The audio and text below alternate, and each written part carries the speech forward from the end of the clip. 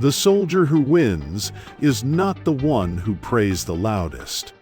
He is the one who moves first, moves fast, and has the guts to keep moving when all reason says to stop. Most people spend their days waiting for courage to arrive. They wait for confidence, wait for clarity, wait for life to make sense. But life is not a patient instructor. It does not wait. It does not slow down for your fears or your doubts. It demands that you rise, whether you feel ready or not. I have seen men in war who believed they needed more time to prepare. They never got that time. The moment arrived and swallowed them. What separates those who survive from those who fall is not talent or luck.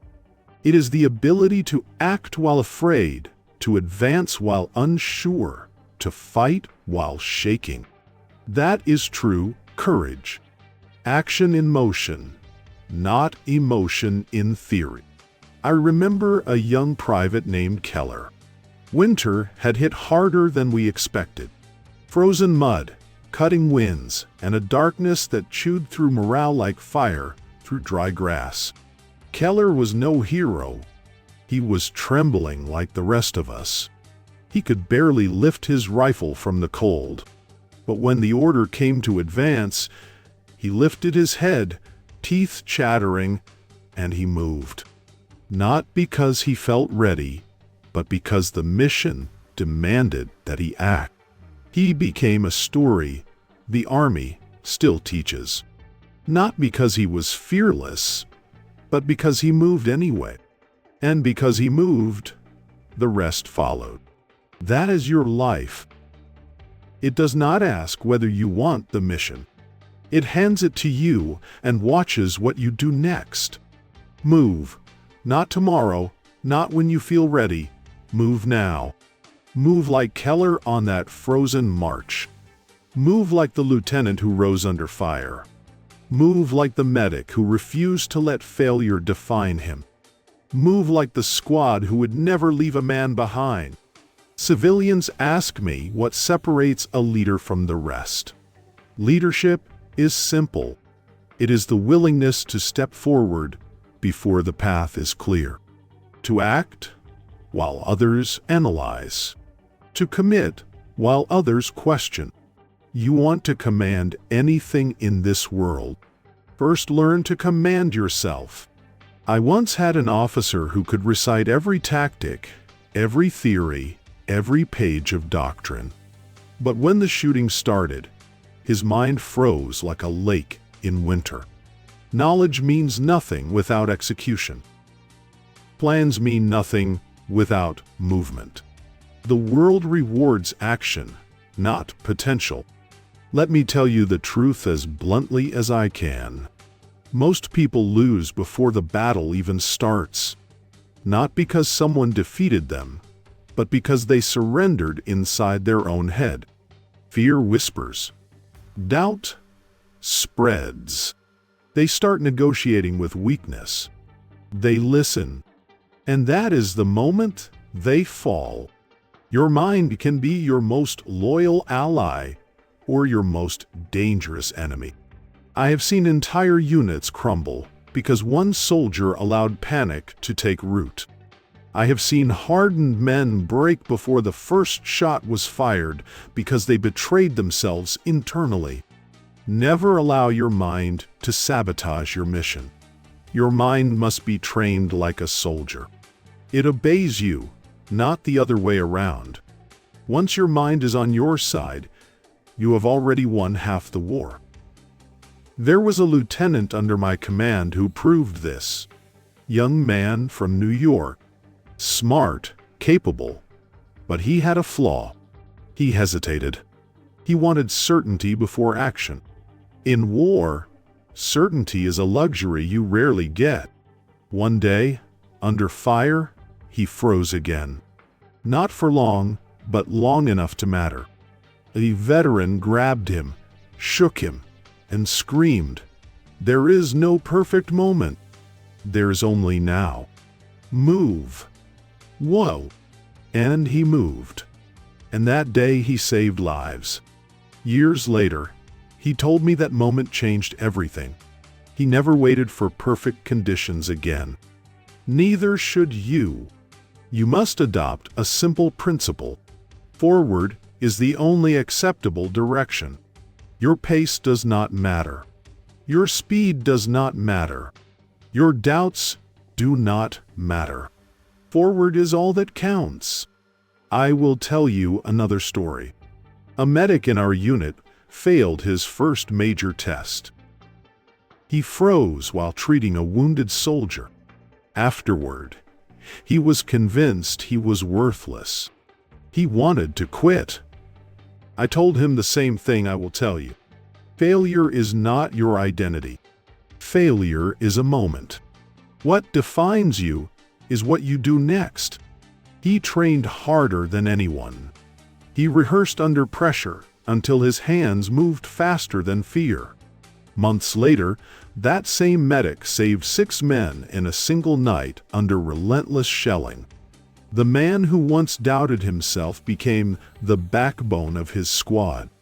Not because he was special, but because he refused to let failure define him. You are capable of more than you know. But capability means nothing if it remains asleep. Wake it. There is a truth civilians must learn. Discipline is not punishment. Discipline is liberation. When you do not control your habits, your emotions will command you. When you do not control your mind, your fears will direct you. When you do not control your time, your distractions will ambush you. Discipline is how you seize back control of your life. It is how you command yourself before life commands you.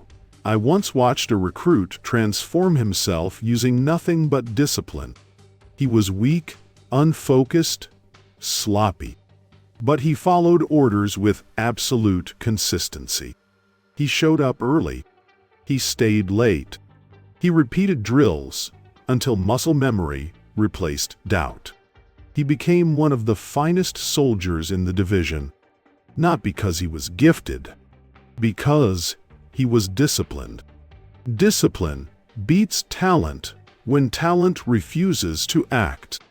I want to speak now about something most people avoid: responsibility. You want strength. You want respect. You want progress. Then take responsibility for your life. All of it. The victories and the failures. The actions and the inactions. Blame makes you weak. Ownership makes you unstoppable. I once reprimanded an officer for a failure in his unit. He blamed weather, terrain, equipment, everything but himself. Another officer, in a similar situation, came to me and said, "Sir, I could have done better. I take responsibility." That second man was promoted, not because he was perfect, but because he was accountable. The battlefield favors the accountable. So does life. Now listen carefully. Comfort is the silent killer of potential. Comfort convinces you that small steps are enough. Comfort whispers that tomorrow is a better day to start. Comfort feeds you the poison of excuses. You must reject comfort like a soldier rejects cowardice. Greatness is not found in comfort. It is built in pressure, shaped in adversity, and proven in action. There is a moment every soldier faces when he must choose between what is easy and what is necessary. Civilians face the same choice every day. Do you take the comfortable road or the commanding road? One leads to regret. One leads to strength. You choose.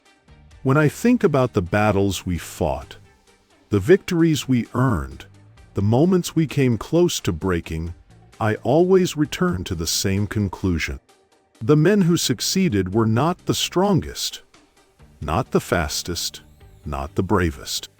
They were the ones who kept going. Their feet were blistered, their bodies shaking, but they refused to stop. And so they won. That is life. The rewards go to those who keep moving, keep acting, keep pushing, no matter the resistance. Momentum is a force of nature. Once you create it, it carries you forward like a river after a storm. You need to build that momentum in your own life. Get up earlier, train harder, learn faster, work with intensity. Do not drift. Do not wander. Do not wait. Take command. Attack your day with purpose. Now let me give you the final truth. Life will not hand you direction. Life will not hand you clarity. Life will not hand you confidence. These things come from action, from pressure, from pushing against resistance until you become unbreakable. Act, discipline, own, forward. This is your path. This is your mission. This is your command. You want to succeed? Then move. Not tomorrow. Not someday. Move now. Command yourself before life commands you. Now, go. The world will not wait. And neither should you.